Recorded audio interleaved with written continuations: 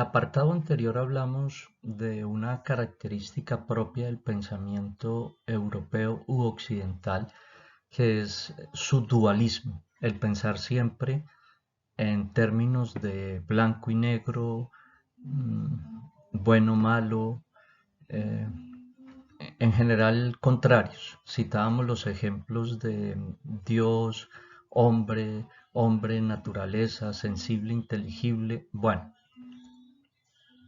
en ese contexto de una forma tradicional de pensar,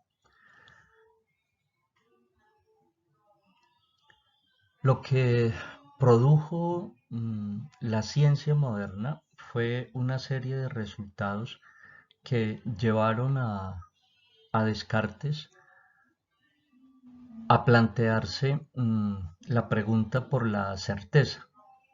¿Cómo hago yo para estar seguro de algo? En el ámbito sensible, quedaba claro que la realidad no es como nosotros la habíamos percibido.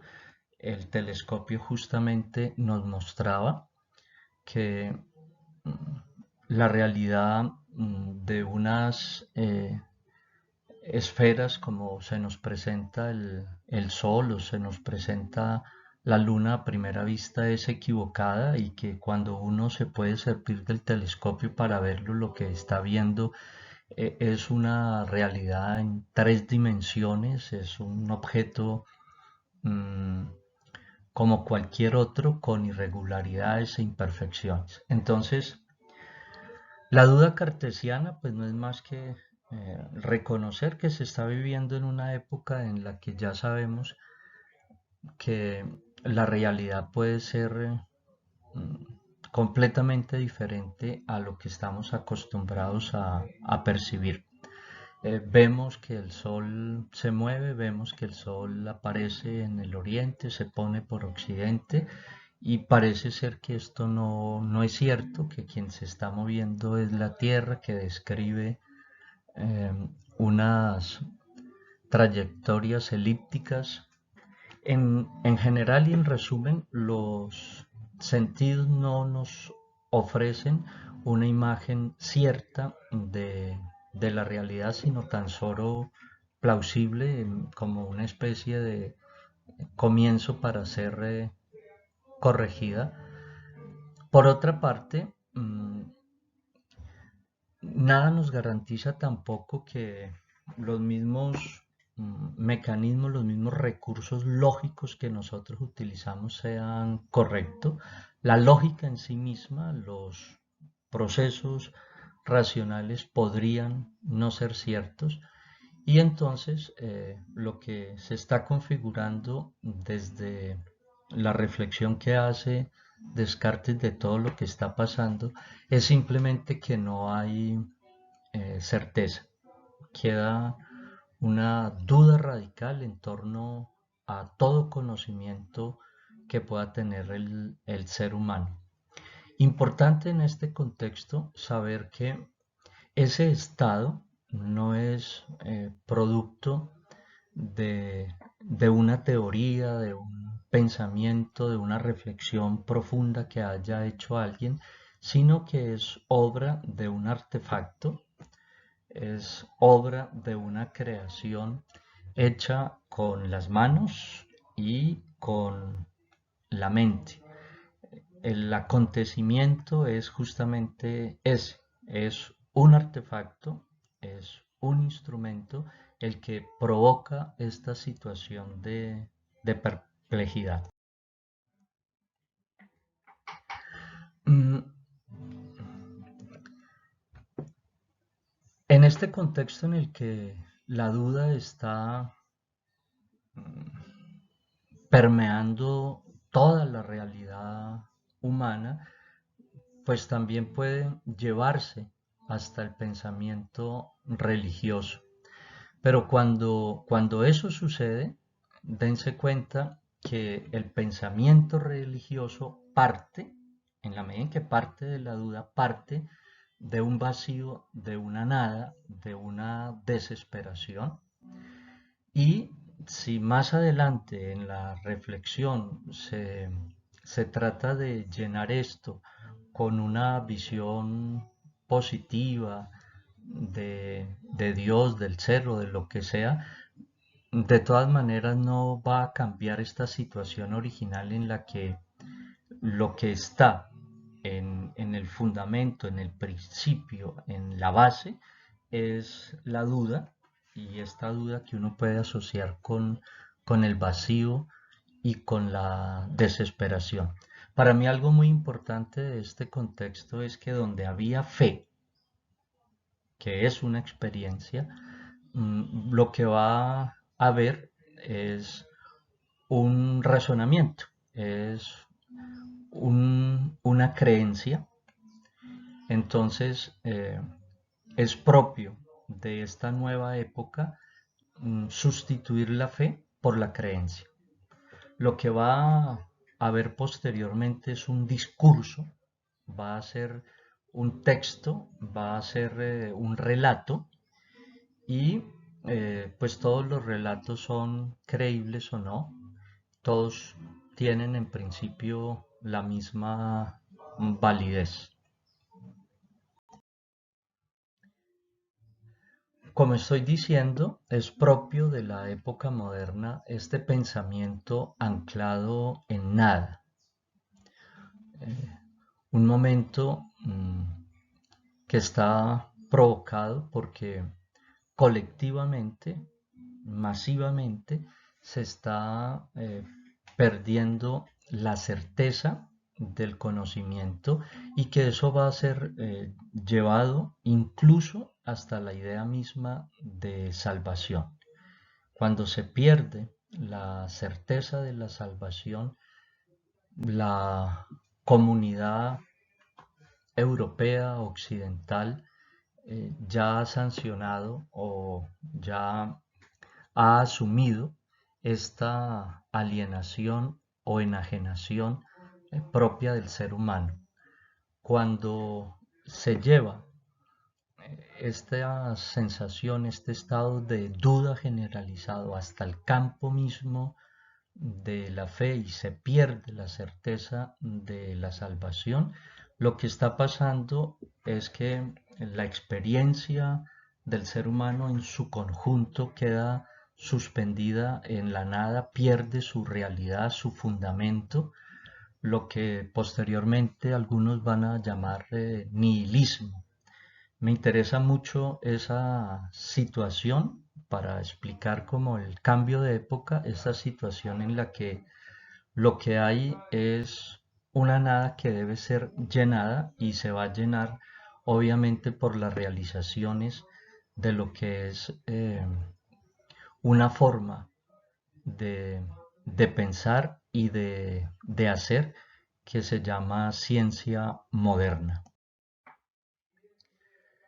Mm, Estamos diciendo que desde el siglo XVI comenzó a configurarse una época nueva, y ahora lo que estamos diciendo es que esa época nueva tiene la forma de una fundamentación a partir de la nada que se va a hacer por la ciencia. Es la ciencia moderna la que llena, por así decirlo, ese vacío, pues con la conciencia de que es un vacío que nunca se va a poder llenar, pero es esta acción, por decirlo así, compensatoria, o esta acción en la que aceptando esa nada, aceptando ese vacío, la ciencia va a comenzar a establecer algún tipo de fundamento. ¿Sí? Estamos diciendo también que esta situación se lleva a todos los ámbitos de la experiencia del ser humano, y desde luego la moral, la ética va a sentir esta misma necesidad de ser mm, fundamentada. Podemos decir que la moral debió ser reinventada, si es que la expresión tiene algún sentido.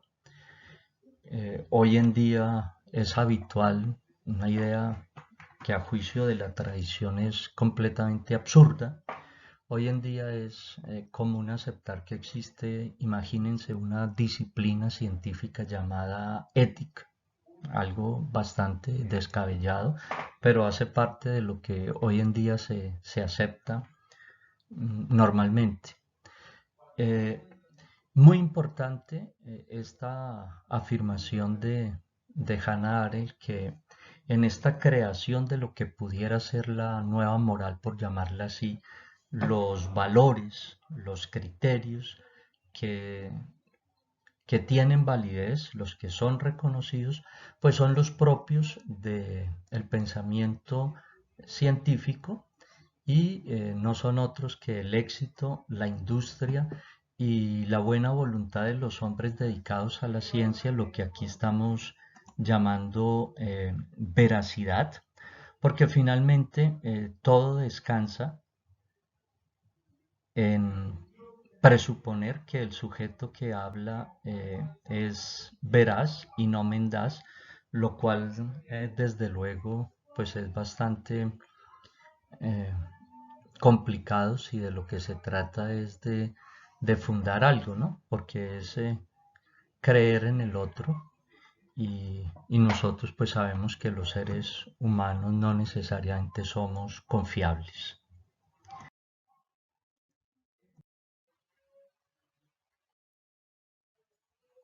Hace un momento les hablaba de esa imagen paradójica que nos daba el telescopio porque inicialmente pensamos en un ser humano que se sirve de un dispositivo para mirar lo que está situado mucho, mucho más allá de su capacidad visual.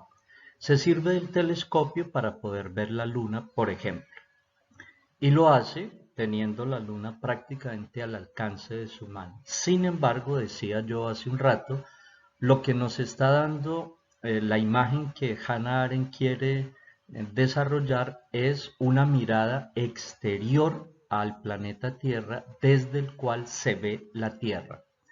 Entonces, esa idea de un telescopio como artefacto con el cual vemos lo que está fuera de la Tierra no es propiamente el punto de Arquímedes porque este es una mirada capaz de ver la Tierra desde el espacio exterior.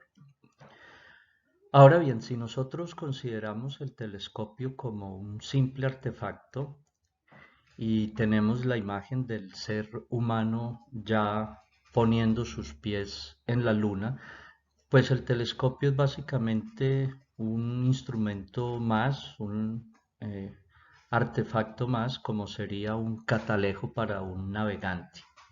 Ya está el hombre en la luna y se sirve de este pequeño artefacto para seguir viendo todavía más lejos. Pero en la imagen que acabo de presentar hay una sola dirección, de la Tierra hacia lo más distante, del ojo del ser humano a lo que hay fuera de él cada vez más y más distante. Si en esta idea, si en esta imagen que tenemos en la cabeza, ponemos en la luna a una persona que se ha modificado, un cyborg, entonces pues este telescopio está en su mirada, está en su ojo y él puede servirse, por decirlo así, de manera natural del instrumento. Entonces miraría mm, con sus ojos mucho más lejos de lo que podemos hacer nosotros. Me interesa esta idea que anula la imagen de un ojo exterior a la Tierra que está mirando la Tierra desde este punto que es el punto de Arquímedes. En este momento puede ir quedando claro que el cambio de época del cual estamos hablando está en relación con el momento en el que surge la figura del científico como un ser humano que cada vez va a experimentar un crecimiento en su poder y en su forma creativa de actuar. Un momento en el que la humanidad europea está experimentando una situación de perplejidad ante los descubrimientos que le están mostrando que sus creencias no eran adecuadas, que la realidad podría ser de una manera diferente a la que se percibe a través del uso de los sentidos. Y en este contexto es en el que aparece la ciencia moderna como fuente de, por decirlo así, de legitimidad, de fundamentación para todo. Y yo creo que hasta aquí habríamos avanzado ya en esta reflexión en torno a lo que pueda significar el cambio de época.